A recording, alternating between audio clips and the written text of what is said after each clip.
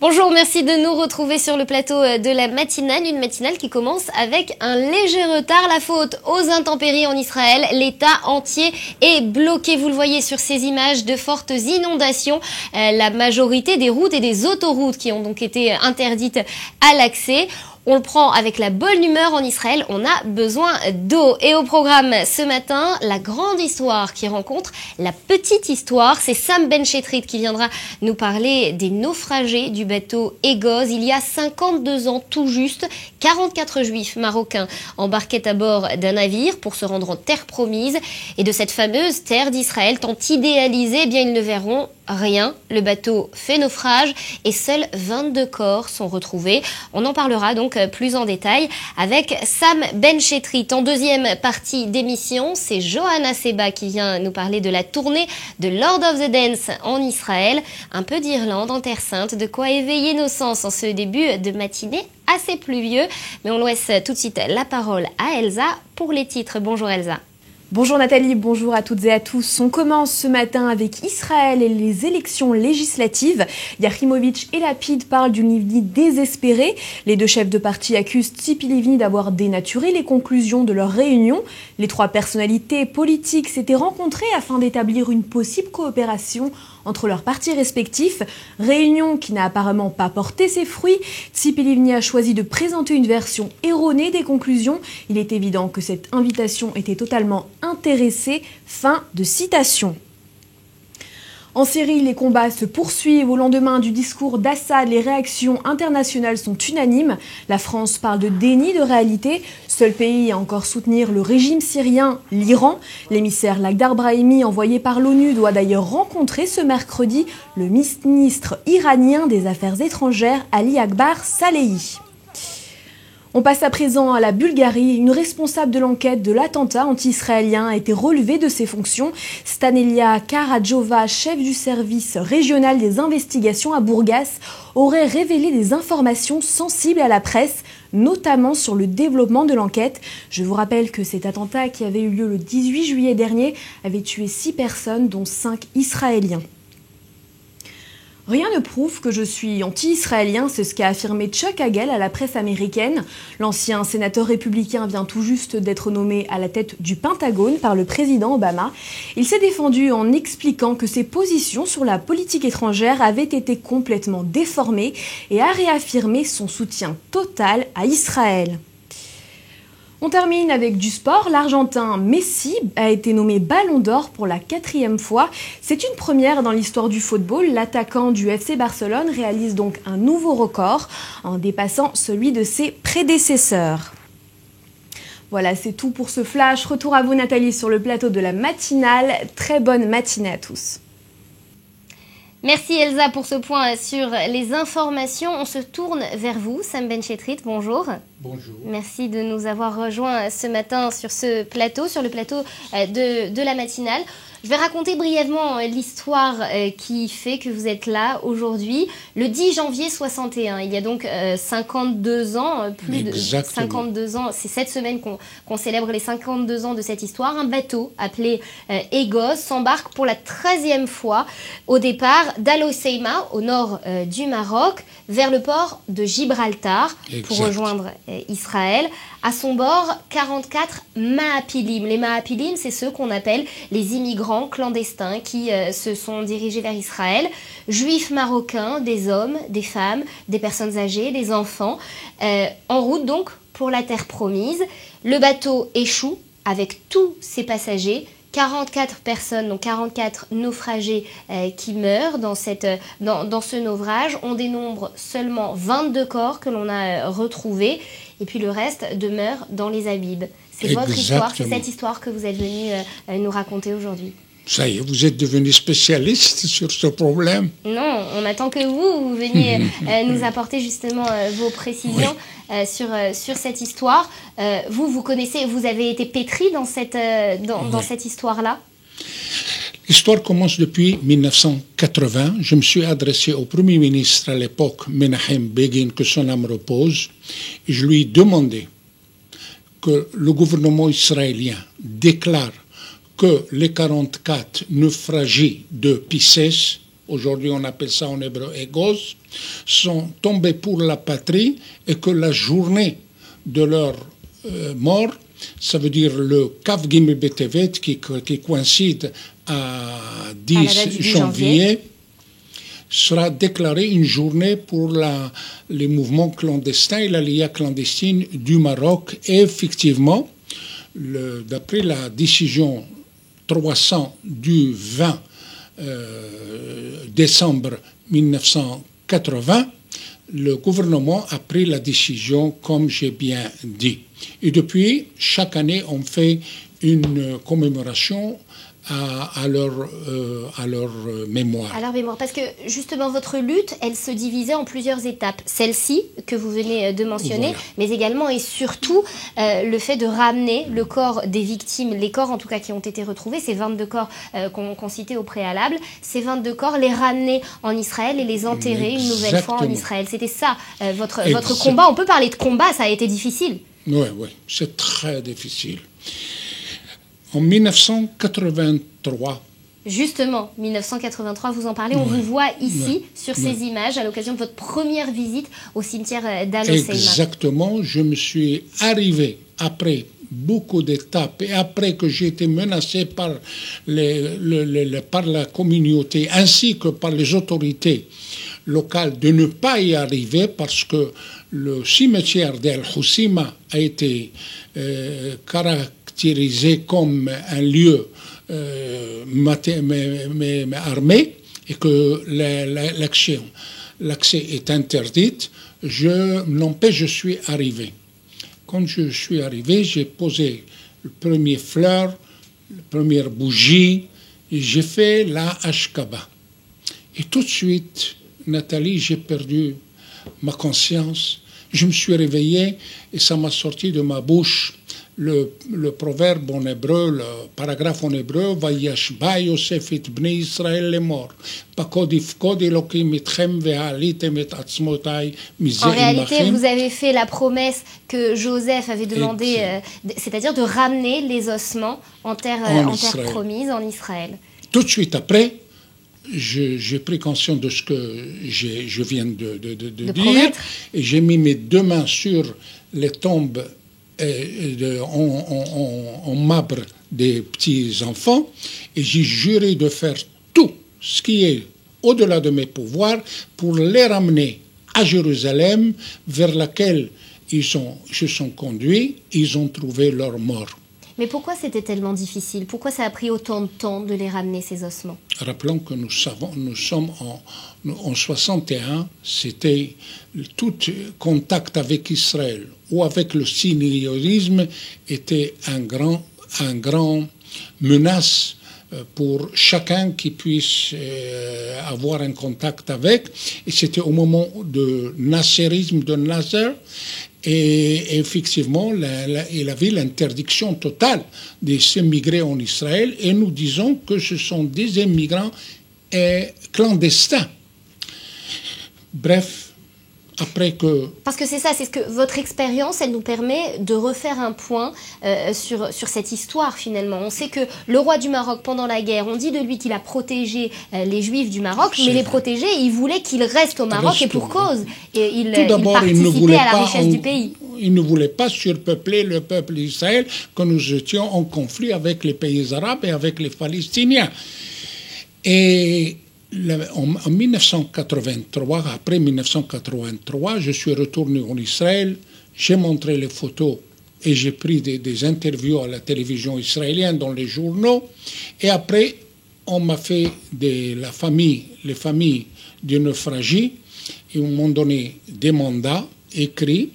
Ensuite, le gouvernement, à l'époque, c'était Shimon Peres qui était le Premier ministre.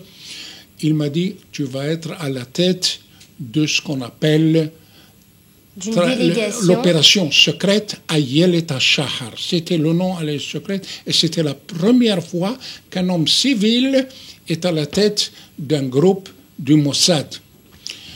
Après, je suis venu, bien entendu, au Maroc. La première des choses que j'ai discuté avec la communauté israélite, M. David Ammar, que son âme repose, il a dit, voilà, c'est beau, mais qui va demander ça à Sa Majesté? Sa Majesté, il faut que quelqu'un intervienne. Alors, on a réfléchi, j'ai dit, peut-être Henry Kissinger, c'est bon. Ah, c'est magnifique. Alors, j'ai parlé avec Yitzhak Rabin, il m'a dit aucun problème, mais n'empêche, ça n'est pas sorti puisqu'ils ne sont pas rencontrés. Mais une fois que j'étais dans l'avion, je reçois un coup de fil de David Ammar qui me dit, écoute, il n'y a qu'un seul homme qui est vénéré par Sa Majesté le Roi, c'est le seul que le roi va répondre à son appel. J'ai dit, qui est-ce? Il m'a dit, je ne sais pas si tu as des contacts avec. Mais dis-moi, qui est-ce? Il m'a dit, Shimon Peres. Je suis venu à Shimon Peres, on a rédigé les lettres. Nathalie, on a cela, l'exemple, je ne sais pas si la réalisation, voilà. On a un exemple donc, de la lettre de Shimon Peres a écrite, que Shimon Peres a écrite au roi Hassan II. Voilà. Alors, dans ces conditions-là, ça a pris 10 ans. 10 ans pendant 40 voyages au Palais Royal. Au 39e voyage, j'ai dit à mon ami le général Kadiri, qui était le chef des services secrets et l'homme le plus proche de Sa Majesté, j'ai dit, écoute-moi bien, général, si cette fois-ci, je retourne les mains vides, il n'y a qu'une seule solution. Il m'a dit, laquelle?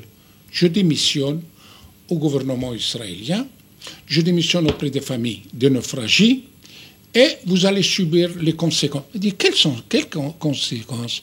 J'ai dit, les familles de naufragés, ainsi que les Juifs à travers le monde, vont se prosterner, protester et faire la grève de faim devant vos ambassades et devant vos consuls. Et je vais voir que vous soyez courageux de ne pas répondre à ce défi.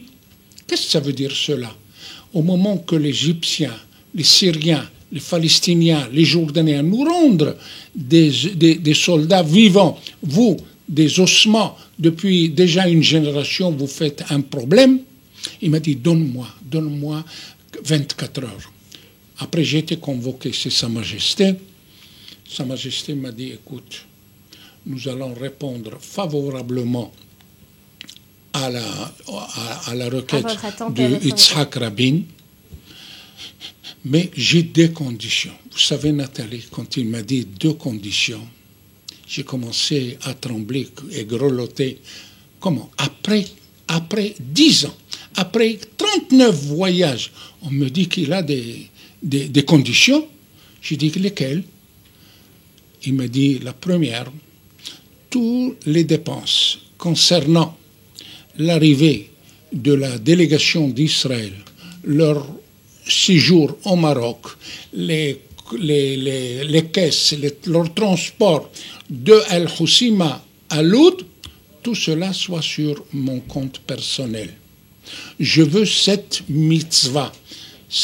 En arabe, il a dit had sadaqa. Donc ça, c'était une condition plutôt agréable à entendre. Ah oui. Ensuite, moi, j'ai pris mon souffle. Il m'a dit, le deuxième, c'est que je veux que vous, personne d'autre, vous amenez et vous allez me protéger auprès du monde arabe. Et vous dites que c'est un geste double. Tout d'abord, pour l'homme de paix, Yitzhak Rabin, et pour les centaines de milliers de mes enfants en Israël, c'est comme ça qu'il appelait les Juifs du Maroc en Israël, et que cela, c'est un geste pour eux. Alors justement, et on en arrive à ce moment très émouvant pour vous, ce moment dont on va montrer quelques images, cette photo-là. On voit donc Yitzhak Rabin, on voit le cercueil d'une des victimes. Ce moment où ces victimes arrivent en Israël, vous vous rappelez de ce moment, bien évidemment. Qu'est-ce que vous ressentez? Et comment je ne pense pas qu'il y avait des funérailles en Israël aussi surpeuplées. C'est des dizaines de milliers de personnes. C'est tout le gouvernement, le corps suprême de la justice, tout. Et c'était vraiment émouvant. On a même tenu Sa Majesté a envoyé une délégation des Juifs marocains qui étaient avec nous là-bas. Mais l'essentiel, c'est que Sa Majesté, quand je suis arrivé, il ne savait pas encore comment le monde arabe et les Palestiniens vont agir. Alors, au moment que moi j'allais chez moi à Jérusalem, à Pisgat Ze'ev, je vois Hanna Seniora, le rédacteur en chef le journal Al-Fajr.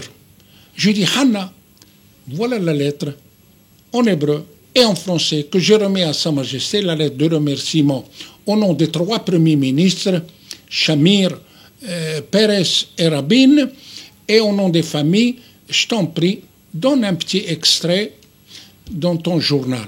Le lendemain, j'ouvre le journal El Fajr, la grande page, une grande photo de Sa Majesté, et toute ma lettre de remerciement à Sa Majesté, ça a été d'abord avec ma signature sous le titre Document. Ça a été le titre qu'il a donné à cela.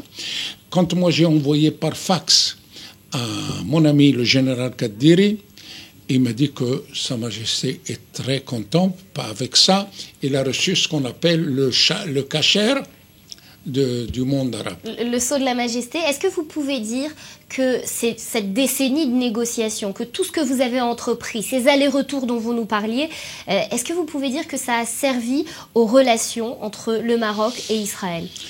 Il n'y a pas de doute, mais ce n'était pas moi qui ai créé. Vous savez très bien qu'il y avait toujours des bonnes relations. Si vous permettez, il y a juste en juillet, on était une délégation des présidents de la fédération. Vous savez que nous, la fédération, il se compose de 101 représentants à travers le monde, de Eilat jusqu'à Namatagolan, du Maroc, l'Europe, les États-Unis, jusqu'à l'Amazonie.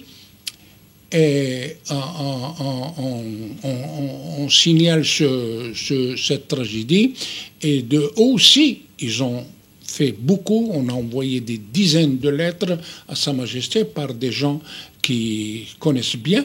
Et l'essentiel, c'est que dès que Sa Majesté a vu ça, il a compris que l'affaire va passer, comment dire, va être coulée comme un poisson. Être accepté, passer comme une lettre à la poste, comme le dit l'expression. Une autre question qui découle de toute cette expérience dont vous nous parlez, finalement, on dit souvent, et dans l'imaginaire collectif, c'est ça que l'on entend, c'est que l'État d'Israël s'est créé avec un noyau dur de ce qu'on appelle les Ashkénazes, qui sont venus en Israël créer l'État de leurs mains, etc. Et finalement, cette histoire, elle relance la partie marocaine, la partie séfarade de cette création. Est-ce que ça a aidé aussi les communautés Tout d'abord, je vous remercie pour cette commentation. C'est vrai, ça a démontré que les Marocains aussi, ils ont souffert pour Israël. Et voilà comment dirais-je, leur sacrifice à la résurrection de notre peuple, etc. Mais je ne dois pas oublier une chose. Après la mort de Hassan II, j'ai été convoqué à la télévision israélienne par Ehudi Hari et j'ai déclaré que nous allons déclarer 7 jours de deuil à sa mort, excepté la circoncision qu'on ne peut pas. Et après, vous savez, Shimon Peres, mon ami, et moi, nous avons constitué le comité national pour la mémoire du roi Hassan II et nous avons inauguré des ronds-points, des rues, des parcs, des jardins, des tas de choses à travers Israël qui portent le nom pour boulevard Hassan II, rond-point Hassan II, rue Hassan II, etc., à titre de reconnaissance qu'il a fait pour nous. À la mémoire donc de celui qui a aidé au rapprochement, notamment entre ces deux pays. Merci Sam Benchetrit d'être venu nous raconter votre petite grande histoire dans cette grande histoire de la création d'Israël et de l'histoire de l'humanité. Merci à vous. Merci Nathalie. Et on passe de l'émotion à Lord of the Dance en Irlande avec Johanna Seba. Bonjour Johanna. Bonjour. Merci de nous retrouver ce matin. Lord of the Dance, c'est l'une des traditions les plus folkloriques du folklore irlandais. Ils arrivent en Israël. Oui, ils arrivent enfin en Israël. C'est donc le célèbre spectacle irlandais qui retrace l'une des plus anciennes histoire du folklore irlandais. C'est 2 heures de spectacle qui vous coupent le souffle. Donc, on peut voir ici les images. Ils sont en de tournée la danse mondiale, ils Oui, tout arrivent à en fait. Israël grâce à une tournée qu'ils font Oui. à l'international. Alors il faut savoir que c'est une tournée mondiale qui s'effectue au travers de 4 troupes différentes. Par exemple, il va y en avoir une qui est postée à Disney World, une à Las Vegas, une qui fait tous les États-Unis, et la 4e, donc la nôtre, qui fait le reste du monde, à savoir Israël et l'Europe. Et Donc compagnie. une grosse production. Exactement, une production énorme avec en tout, donc sur les 4 tournées, plus de 1000 costumes. Il va aussi y avoir 2 écrans géants qui vont diffuser le spectacle aussi en même temps que le spectacle, donc vraiment ça va être fou. Et alors, quand vous regardez les images, Nathalie, est-ce que cette danse celtique vous fait penser à quelque chose? On va demander à Julia, la réalisatrice, de remettre les images de Lord of the Dance pour voir un petit peu à quoi ça nous fait penser. Vous voyez, il y a voilà un homme qui danse avec des gens derrière lui, des pas, des claquettes, Pensez quelqu'un un peu qui saute. à un certain coréen. Voilà, Gangnam exactement. Style. Gangnam Style. J'ai gagné. Voilà, Ah vous bah avez oui, gagné. tout à fait. Bravo. Donc, à mon avis, Gangnam Style, oui, c'est inspiré de Lord of the Dance, parce que Ressemblance incroyable. voilà. Tout Mais à bon, fait. on reste quand même dans le folklore irlandais, on va pas leur enlever leur Bien sûr. spécificité. On passe du froid irlandais, de la chaleur un peu de Gangnam Style, à la chaleur de l'Orient, à Eilat, avec le festival de la danse orientale. Un festival à ne pas rater. Si vous n'avez rien de prévu, le week-end du 16 au 19 janvier se trouve au Club Hôtel à Eilat, le grand festival de la danse orientale. Donc c'est 4 jours de fête avec un programme très chargé, des cours de danse orientale, de yoga, de relaxation, des orchestres orientaux qui vont venir jouer de la musique autour de la piscine et des spectacles tous les soirs de danse orientale et surtout un grand concours organisé, un concours de danse orientale. Quel plaisir pour les yeux et donc pour le corps, un peu de danse orientale. Ça réchauffe et ça fait pratiquer nos muscles. Les hommes aussi peuvent participer à tous ces cours, toutes ces... Bien sûr. Alors, c'est sûr que c'est un univers assez féminin, c'est plus Plutôt. à faire entre copines, mais si les hommes insistent et veulent absolument participer aussi, ils peuvent venir aux ateliers. Il va y avoir en tout 50 ateliers qui sont organisés. Sinon, ils peuvent rester au bord de la piscine, grignoter et écouter les musiciens qui vont venir jouer. Et observer avec les yeux émerveillés les développements de leurs femmes et filles et autres dans la danse orientale. Les tarifs, est-ce que c'est onéreux de participer à ce festival? Alors, pour 3 nuits d'hôtel et donc 4 jours plein d'activités, c'est 450 € par personne. Donc c'est sûr, oui, ça vaut le coup. Les 3 repas sont inclus et surtout les ateliers, les spectacles et le concours. Donc c'est plutôt raisonnable quand on sait que dehors il pleut, il grêle presque, il neige à certains endroits, comme les prévisions le disent notamment à Jérusalem. Et ben là, on peut se réchauffer le cœur et le corps. Les prix, vous disiez qu'on gagne éventuellement certains... Alors pour la danseuse qui va gagner, elle va gagner une tenue de danse orientale et aussi le droit de revenir au festival l'année d'après pour danser, pour faire un spectacle et aussi donner des cours. Pour se produire. Voilà, Quel plaisir. tout à Vous y serez, Johanna? Ben justement, j'y pense, mais je cherche quelqu'un pour m'accompagner. Donc On va en reparler juste après cette émission, justement. Là, il n'y a pas que Eilat, il n'y a pas que l'Irlande, la mer Rouge aussi est en fait, finalement, tout Israël essaye de se réchauffer avec cette pluie et ces intempéries. Oui. Donc la mer Rouge aussi organise son Oui, festival. alors toujours à Eilat, c'est le Winter Red Sea Jazz Festival, donc un petit festival international de jazz. Donc pareil, vous me demandiez les hommes, que peuvent-ils faire pendant que les femmes dansent, la danse orientale? Ils peuvent assister à des spectacles de jazz qui vont être dans plusieurs salles de spectacle à Eilat. Donc pareil aussi un festival international très intéressant, c'est 9 troupes qui vont venir se produire et aussi 4 masterclass à ne pas rater. Vous me parliez donc de ce festival qui est international, il y a de grands noms, des noms, ceux qui sont amateurs de jazz pourront retrouver leurs stars favoris. Tout à fait, alors ça par contre c'est pour le spectacle, il y a le festival de jazz l'été, ça c'est vraiment le petit de l'hiver. L'été c'est aussi le grand festival de jazz, et il y a par exemple Michel Petrucciani qui est venu plusieurs années, il y a aussi Joe Pass, Tower of Power, Diana Krall et Tito Puente, j'en passe, qui sont venus se produire. Donc, des noms sympathiques. Tout à fait. Une actualité plus proche, vous me parliez en préparant cette émission de Free Art Friday. Exactement. On est en anglais aujourd'hui sur ce plateau. Alors, il s'agit d'une chasse au trésor. Donc, si vous ne voulez pas vous rendre le week-end prochain à Eilat pour les festivals, vous pouvez donc participer à la Free Art Friday. Plus on est de fous, plus on trouve. Je vais vous expliquer le concept. Des artistes déposent leurs œuvres d'art dans les rues de Tel Aviv. Le premier, ensuite, qui va trouver cette œuvre d'art devient le nouveau papa ou la nouvelle maman de cette œuvre d'art. Donc, l'œuvre d'art est à vous. Donc finalement, Tel Aviv qui se transforme en musée à ciel ouvert, Exactement. on peut acquérir des œuvres d'art quand on les trouve. C'est incroyable ce concept. Voilà. Et donc ensuite, ce qui Mais est... comment on va reconnaître que c'est une œuvre d'art? Alors déjà, vous pouvez aller sur la page Facebook de la Free Art Friday pour voir la liste et les photos des œuvres qui vont être disséminées dans toute la ville. Et à vous ensuite de partir, d'arpenter les rues de la ville pour trouver... Et de les rechercher, ça peut être une idée sympa de sortie avec les enfants, notamment, Exactement. pour leur faire trouver des œuvres d'art.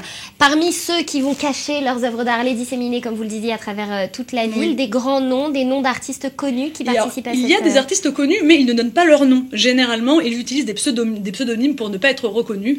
Donc ensuite, à vous, de découvrir qui se cache derrière ce pseudonyme. Donc finalement, moi aussi, je peux aller déposer mes œuvres d'art vous êtes une permettre artiste. à tout le monde. Si vous faites des On a sculptures, tous une étincelle d'artiste en soi. Je suis d'accord. C'est ce qu'on va conclure aujourd'hui. Merci Johanna d'être Je vous en venue prie. ce matin. Merci à vous. Donc voilà, allez vous-même aussi qui nous écoutez déposer vos œuvres d'art dans les rues de Tel Aviv. Certains deviendront, comme le disait Johanna, le futur papa, la future maman de ces œuvres qui deviendront peut-être un jour grandes et appréciées. C'est donc tout pour aujourd'hui. On vient malheureusement à bout du temps qui nous est imparti pour cette émission. Merci à ceux qui l'ont préparé. Merci à vous de l'avoir suivi. On se retrouve demain, même heure, même chaîne. D'ici là, portez-vous bien.